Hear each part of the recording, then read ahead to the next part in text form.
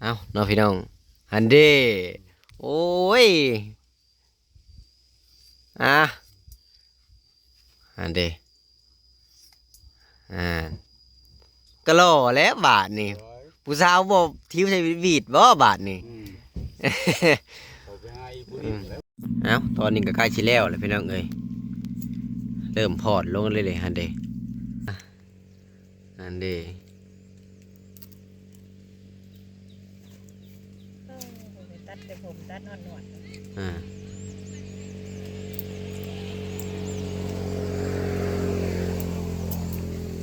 อย่าว่าตีตัดอยากจงหนวดลุ่มอีกบาทนี่ เราเคยมาบ่ได้ว่าเคยไปตัดตัว เอ นี้ อ แล้วว่า ตัดหรือบ่ตัดทางลุ่มเอ้าบ่ให้ตัดบ่ตัด แพงว่าตัวน่ะ กะบ่เป็นหยังเน้องพี่น้องสบายดีสวัสดีพ่อแม่พี่น้อง FC เบิดสุขุสุคนบ่ว่าจะเป็นฝั่งไทยฝั่งลาวหรือว่าสิเป็นทางต่างประเทศกะยินดีต้อนรับเข้าสู่ช่อง YouTube บ่แอนสตูดิโอหรือว่า Facebook Fanpage แบบอีกแล้วเนาะพี่น้องเสิร์ฟเปิดภาพมามื้อนี้ก็มาอยู่บ้านของไอซีเพิ่นอีกแล้วก็หลังจากที่มื้อวานนี้ทางทีมงานเฮาเลยว่าหลายๆคนนั่นแหละพี่น้องพากัน ซื้อดินซื้อดอนนะเพิ่นก็เสร็จสิ้นเป็นที่เรียบร้อยแล้วเนาะพี่น้องทางอาซิงเพิ่นก็มีดินมีดอนเป็นของตัวเองแล้วเนาะพี่น้องแต่ก่อนก็แบบว่าเล่ร่อนหาอยู่ตามเทียงไร่เทียงนาหรือว่าตามกระต๊อบของคนอื่นอะไรเนาะพี่น้องเนาะกำลังจากที่ซื้อดินซื้อดอนแล้วทางแม่เพิ่นผู้ที่อยู่ทางต่างประเทศอะไรเนาะพี่น้องการแนะนำให้บ่แอนนี่มาทาเบิ่งเรื่องเสากระท่อมของอาซิงเนาะพี่น้องเนาะ ซึ่งเป็นว่าเสากระท่อมนี่ก็จะบ่เอายาวพี่น้องจะเอาประมาณ3 เมตร 50เสามี6 ต้นนะพี่น้องเนาะสังกะสีนี่18 แผ่นนะพี่น้องเนาะถ้าว่าพี่น้อง FC คนใดอยากช่วยเหลืออยากให้บ่แอนเป็นสะพานบุญให้ก็ยินดีเด้อพี่น้องเอ้ยช่วยเหลือคนละไม้คนละมือคนละเล็กคนละน้อยเนาะพี่น้องก็ได้บุญได้ศีลได้ทำคือกันเนาะพี่น้องเนาะ นี่แหละบอยก็จะเข้าไปถามเบิ่งไม้เบิ่งตอกเนาะพี่น้องแล้วก็จะพาทางเบาสิงนี่ไปตัดผมเนาะพี่น้องกับหัวาเพิ่นสิไปตัดหรือบ่เนาะพี่น้องเนาะถ้าว่าเพิ่นบ่ตัดผู้ใหญ่เพิ่นว่าอาจจะยกเลิกการซอยเรือทางไอซิงเนาะพี่น้องเนาะต่อจากนี้ก็สุดแล้วแต่กับเพิ่นเนาะพี่น้องเพราะว่าทางเฮาก็พยายามช่วยหรือว่าทางทีมงานแต่ละคนก็พยายามช่วยแล้วเนาะพี่น้องหลังจากนี้ก็ขึ้นกับเพิ่นเองเฮาก็ช่วยเรือยังบ่ได้แล้วพี่น้องดินดอนตอนหญ้ากะช่วยซื้อให้แล้วพี่น้องเนาะกะสุดแล้วแต่วาสนาของไผของมันไปเนาะพี่น้องเนาะเอาจากนั้นก็ขออวยพรให้แม่ทุกท่านที่ยืนมือเข้ามาช่วยเหลือทางบ่าวซิงกับขออวยพรให้มีแต่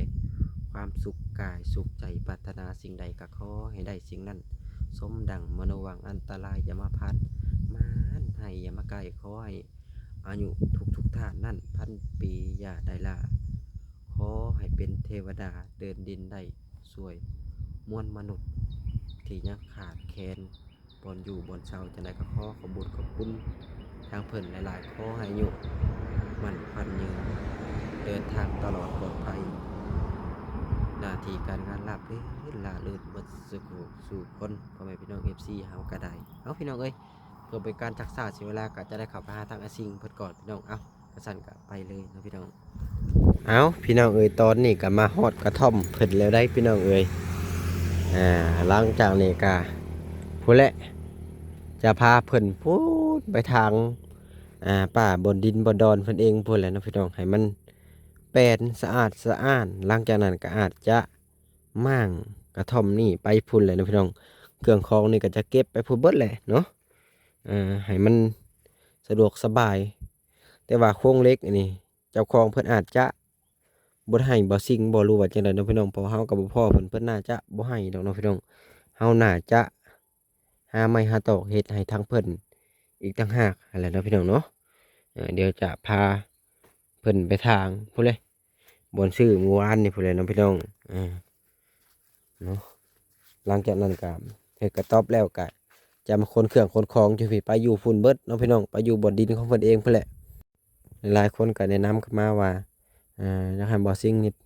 ตัดผมตัดฉากน้องพี่น้องเนาะแต่ว่าเพิ่นบ่ตัดผมตัดฉากนี่อาจจะยกเลิกการซอยเรืออะไรนะพี่น้องถ้าว่าเพิ่นบอกบ่ฟังทางผู้ใหญ่เพิ่น แนะนำให้บ่เห็นมาเว้าแบบเด็ดขาดเลยตัดอยู่บ่ผม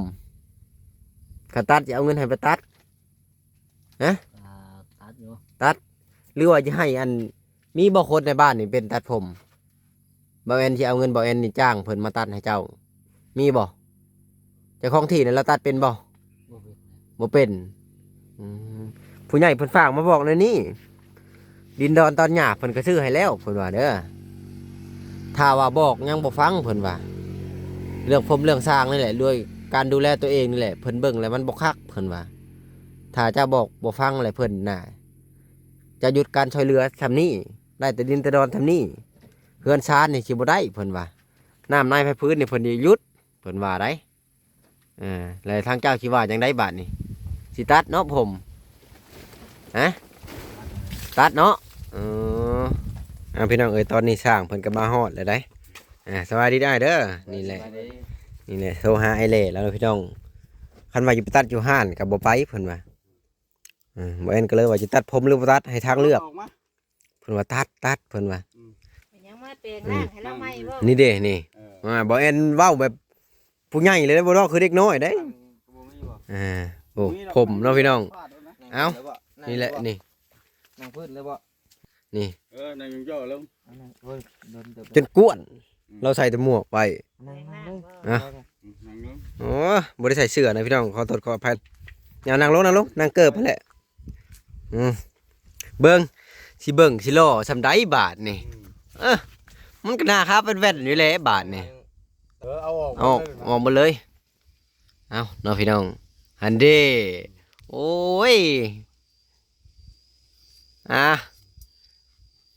อันเด้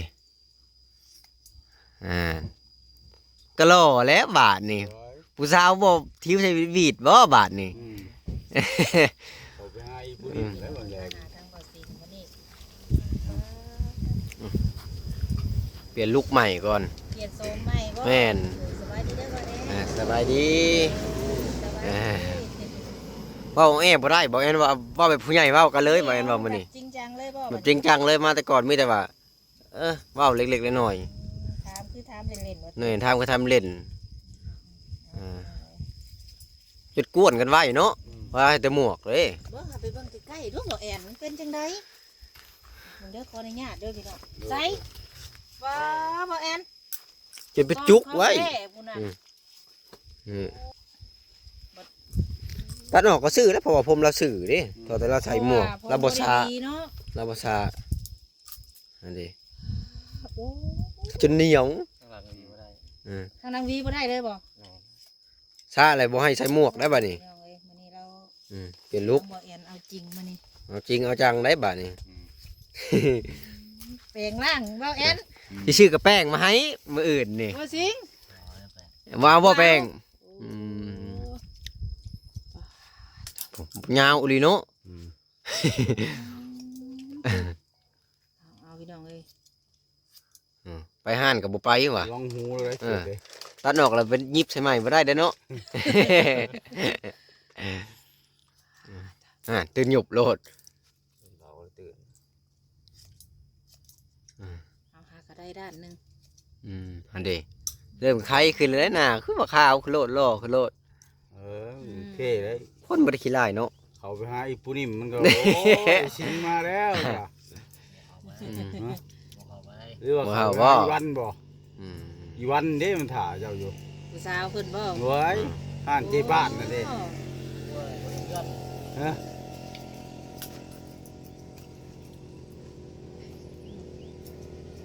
เปลี่ยนลุคใหม่ไผมาเขาก็ตื่นแล้วเนาะ บัดนี้แหละเขาสิลงบัดนี้ ผู้สาวเห็นในคลิปกับป้าโธ่แม่นบ่เบาสิ่งเขาก็ว่าเลยเอาเลยยุยำยะจักพี่ช่างได้ ตัดผมขึ้นแล้วได้เมียบ่แฮงกันเนาะ บางทีผู้ใหญ่ใจดีคอเมียให้อีกจังเลยนะ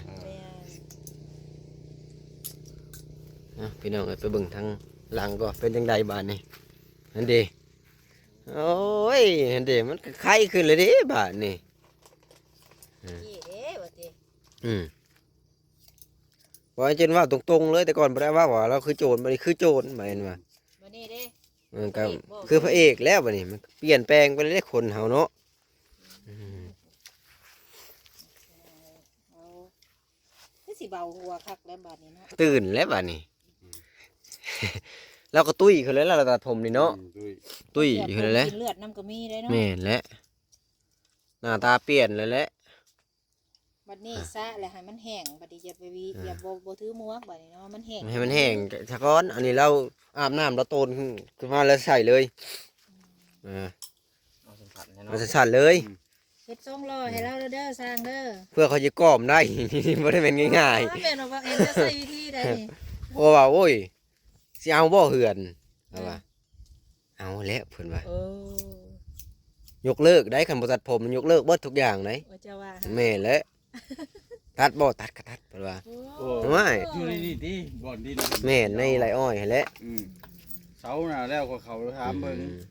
เอาพอดีซำมันน่ะเนาะ6เสาเนาะ ซับหมอกรถหั่นน่ะให้มันวิดบ่มันเหนียวนะ ดีบ่ได้เลยเนาะ แม่น ซับออกซ้ายให้มันวิดแล้วจังงั้นให้มันโปร่งใหม่โอ้ย ต้องแต่อันนี้เลย คนไล่บัดนี้ เอาสองสร้างซอยกันเนาะพี่น้องสร้างหนึ่งเอาบ่อยู่ต้องสองสร้าง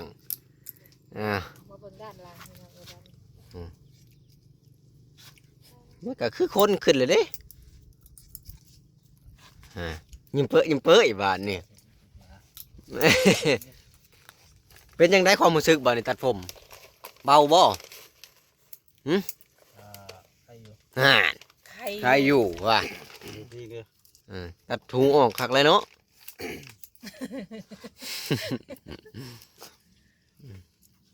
แล้วเจอแปลงเอาเด้อ ซอยตัดก่อนว่าติ บดมันแข็งเห็นแล้วอีกทีหามือเปลี่ยนไปเลยแล้วทำรถ แม่ บดคือเก่า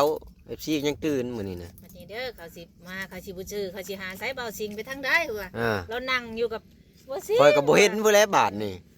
เขาบ่อยู่บ่คอเลยทำได้สิ บ่สิงเจ้าก็เฮ็ดหยอกเด้อเจะเฮ็ดนั่งเชยเพิ่นถามหาไสก็บ่เห็นเราได้ว่าซั่นเด้อ ว่านนี่คนมาห้องเห็นชื่อว่าคนมาห้องว่านจริง พวกชื่อเลย บ่ได้จื้อผู้ใดเข้ามาก็ได้ แต่มาสิคุมื้อชื่อหรือบ่เจะชื่ออยู่ว่าบ่าวหยังอันนี้ บ่ ชื่อบ่บ่าวหยังนี่ ชื่อได้คนบ่นะผู้ชื่อ ตัดหนวดออกให้พร้อมเด้อหนวดก็ตัดเอามีตัดเกรียนดีๆคันเราบ่อยากออกเบิดก็เกรียนให้มันบ่ให้ปกปากนั่นแหละอันนี้กลายเป็นเสือเลยเด้บาดนี่จากสิงมาอ่าอ่าอ่า ยิ้มได้ ยิ้มแล้ว ดินก็ได้วันนี้ผมก็ส่งใหม่ อืม เราอยากได้สงสัยเราอยากร้อน อยากรอได้ดิน นี่แหล้วเราจะงันได้ดินแล้วเราก็ได้ตัดเลยบัดนี้ คิดว่าจะได้ดินบ่บ่ได้บ่ตัดนะคิดว่าในนี่บ่เลยอ๋อมึงได้จุดเต็มหมด จักว่าแอน ข้างในจะเอาเห็ดอะไร นี่น่ะยัง เพราะอะไรทางหน้ามันเฉียนโพดมันดิ เอาหาแว่นมาให้เราเยิงเนาะบ่แอน นี่แวนรถให้เบิ่งแวนรถจะหน่อย ให้ปลดมาให้เราเบิ่ง อืม รุ่น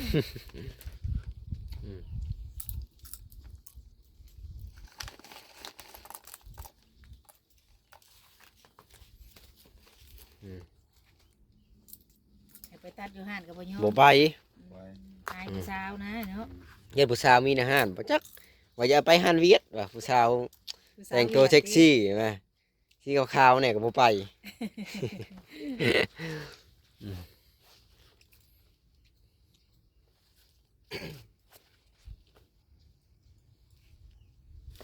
เอาเงินให้ไปตัดเองบ่ฮอดห้าน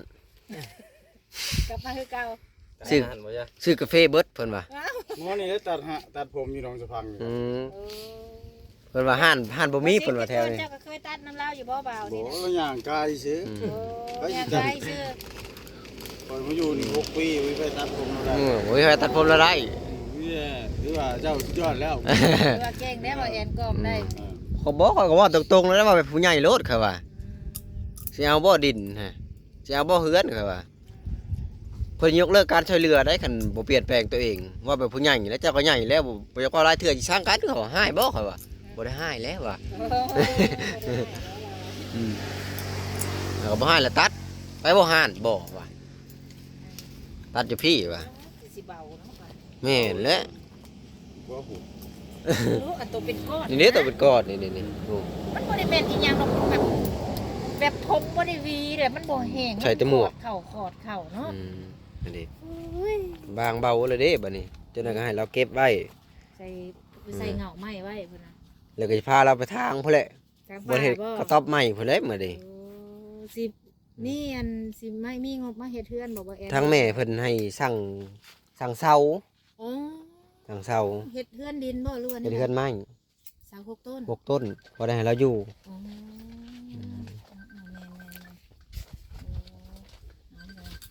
เห็นว่าได้ พอได้อยู่ได้เช้า ทางเจ้าพ่อ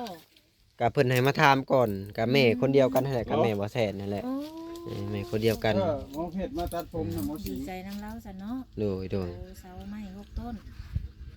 แม่นแม่นแม่น บัดนี้สิได้เฮือนเฉพาะเราจังตัด สิได้เฮือน เจ้าถ่า ได้ ตัด เฮือ ผ น ม ใหม่ กับหมอ ผ เพ ม ชร ยาวก็บ่คักแล้วเนาะ แม่น บ่ได้เราอยู่ อันนี้มันก็เช้าเลยบ่อันบ่มันติดกันบ่ได้มีเลยเด้ ต้องเดิมมันตัดบ่ได้ดอกผมมัน อันนี้บ่ได้มันก็เช้าเลยเด้ฮะ มันใช่มันตัดนะ ใช้บ่อยมันขอดกิน บ่มี บ่ได้มีเด้อบัดนี้พวก บ่ไปถือมา บ่ได้มีบัดนี้นั่งหัวแล้วก็ขาวช่วยอยู่ คนบ่ได้ขี้ลายได้พี่น้องเอ้ยนี่ให้เบิ่งคักนี่อันนี้ บ่ได้เปิด โอ้โต ปานมาริโอบาทนี่ อืม ลุงเวียงอยากตัดผมให้ลูกเรา โอ้แล้วแล้ว ใกล้สิแล้วแหละ เฮ็ดแล้วอันนี้ โอ้สิงเขามาบ้านผู้สาววันถามหาแล้ว ส่งเสื้อบักละลายตัวใหม่ๆย่างรอบ้านเขาบ่ได้จื้อบัดนี้น่ะ มื้อน่ะเขาก็ยังบ่ชื่อ นี่เห็นคักมัน อืม จนชื่อเอ็มร้อยข่อยแก้วหนึงได้มื้อน่ะ มี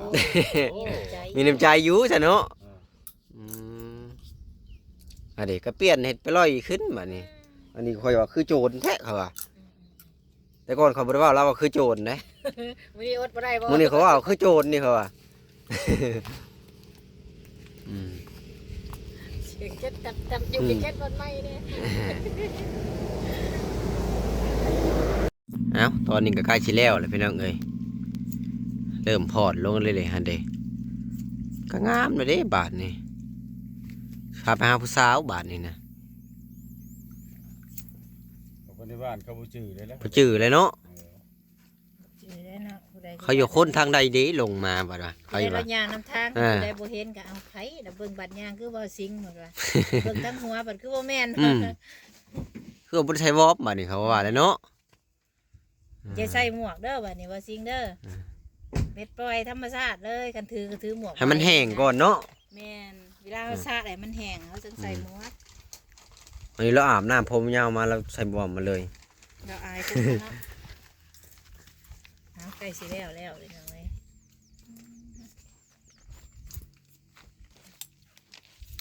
เคยพออยากมาเรื่อยอยู่มาสิ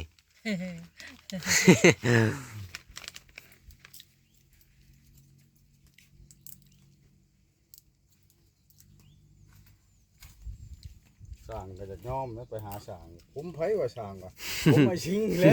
โอ้สร้างเอาออกมา เอ แต่ อ ว่าผมบ่สิงเด้บ่อยากมาโลด ต้องเดือตายอันหนึ่งบ่ได้ขตัดนี่ก็ได้เนี่ยต้องเดือเอาบ่อยู่อันนี้นะอันเด้เกี่ยงไปลอยขึ้นเลยเด้บาดนี่โอ้ย โอ้ต้องเด้กูขาวอ้อยซอยบาด พญามันเคยถึกแดดเนาะ แม่นมีแต่แนวบังตอนนั้น ต้องเอาจริงเอาจังเด้อเว้ากับเราบ่เอาจริงเอาจังบ่ได้ เห็นได้บ่สิง เบาบ่ เบาบ่ เย็นวอดๆพันว่าลงมาต้นน้ำให้เบิ่งพร้อมเด้อให้โตให้เบิ่งเลยได้ปฏิเสธบ่ได้มื้อนี้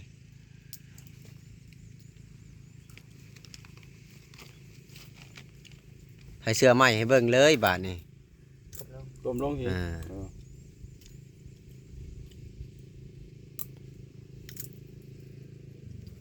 ดี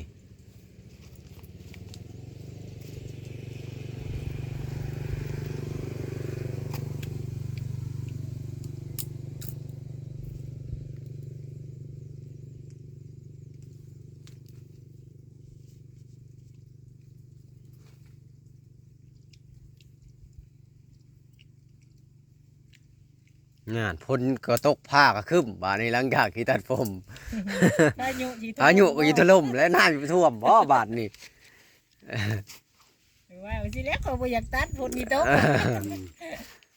ขายอยู่ดอกให้รับปักหัวสิขายอีก บ่อยากให้ปักแล้ววันติดนี่ค่อยสิดำ สิดำแล้วบ่ ว่าซั่นล่ะ อัน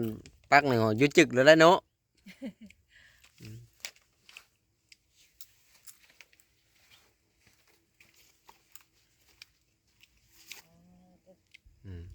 อันดี รอแล้ว รอแล้วบาทนี้ โอ้ยจักไปใส่บ่เอาผมดีช่อเจ้านะ บ่ได้มีจักดิบาดนี่ผู้พวกแม่บ่มีเอาเส้นขอดว่าเอ็นเด้ ผมเราสื่อเนาะผมเรามาสื่อ บัวขาวไว้ซอยอยู่ มืดมาบ่แม่นทีวีดอย่างเลาะทางมาจักนี่ ตกเทื่อใหม่มักหลายๆโตนึง มีอยู่กับตัวเก่า นึงโตเก่า ตัวเพลง หรือว่าแพงไว้บ่ตัวใหม่จังบ่ใช่ฮะแพงบ่จังบ่ใช่ ทำไมมันบ่อยากคอยใส่ มันคันบ่ใส่เสื้อใหม่ แล้วมันน่ะ มันเป็นจังได๋ บ่อยากใส่อะ แพง ไว้ใส่ตอนได้เมียพัดว่าซั่น ได้เมียได้ใช้เนาะสิ ว่าก็เปลี่ยนแปลงตัวเองสิได้อีหลีเนาะ ได้แท้ ได้แท้นี่นะ อายินก็เก่งบ่ได้เลี้ยงเมีย อันดี อายินเก่งได้ โอ้ บ่ได้ ย ตัดออกหนวดกับบัดนี้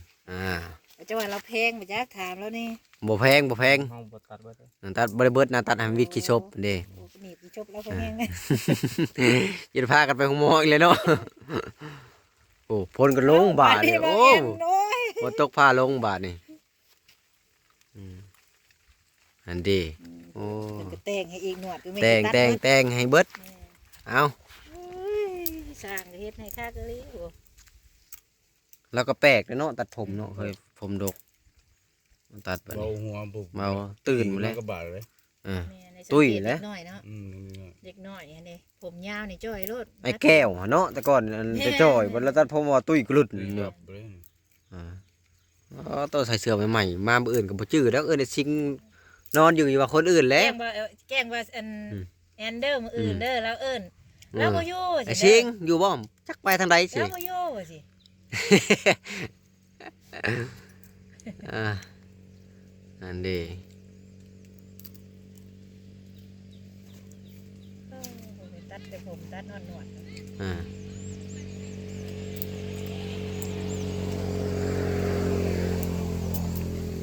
อย่าว่าตีตัดอยากจงหนวดลุ่มอีกบาทนี่ เราเคยว่าบ่ได้ว่าเคยไปจะตัดตัว เอ นี้ อ แล้วว่า ตัดหรือบ่ตัดทางลุ่มเอ้าบ่ให้ตัดบ่ตัด แพงว่าตัวน่ะ ก็บ่เป็นหยังเนาะพี่น้อง เยี่ยมอย่างนี้แล้ว มันก็สะอาดสะอ้าน ตก ตกแล้ว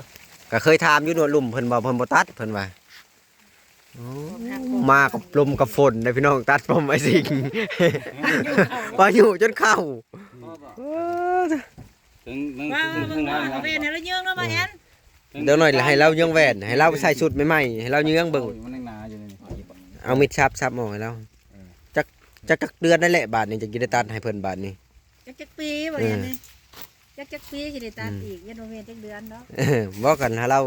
เฮ็ดสะอาดสะอ้านเนาะบัดนี้เนาะมันก็บ่เป็นหยังบัดนี้ หมอกเอาลงเพิ่นก็เบิ่งจบเชื้อ แม่นและอันนี้จะบ่เห็นก็จนเว้าตรงๆเหมือนจะคือโจรจะคือเบิ่งพี่บ้าเดี๋ยวก็เว้าจักทีแหล้ว คิดบ่เลยว่าจังใดยิ้มแล้วมื้อนี้ ยิ้มกวานไปแทกขี้ดินบ้านนี่อีก เด้ บ่แซนมาบ่จื้อดอกวันนี้ จื้อบ่แซนก็ ไป บ่จื้อดอกวันนี้ สิเอิ้นฮักว้ายแล้วย่างมาใส่ก็บ่มีไฟจื้อนะบัดนี้น่ะ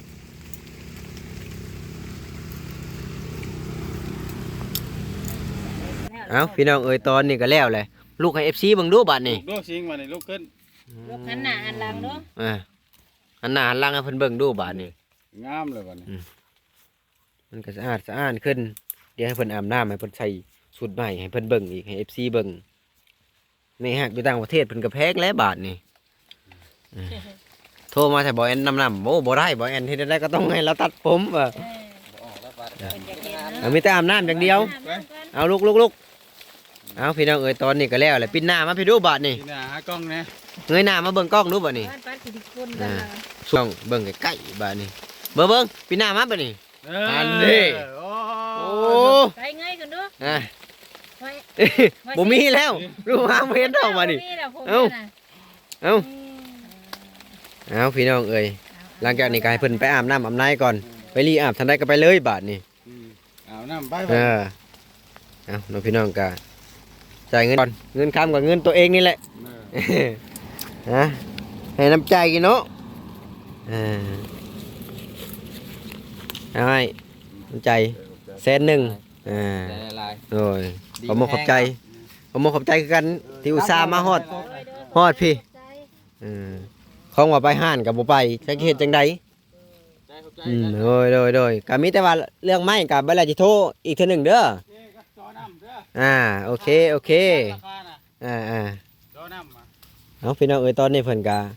ตัดผมตัดช่างแล้วเป็นเรียบร้อยบางเว้นว่าจริงว่าจังได้พี่น้องเอ้ยเพิ่นจังตัดว่าลายมือบ่ได้สำหรับคลิปนี้ก็บ่มีหยังหลายนะพี่น้องขอให้พ่อกันคลิปหน้าอีพีหน้าเอาพี่น้องไปก่อนสบายดีแหละสวัสดี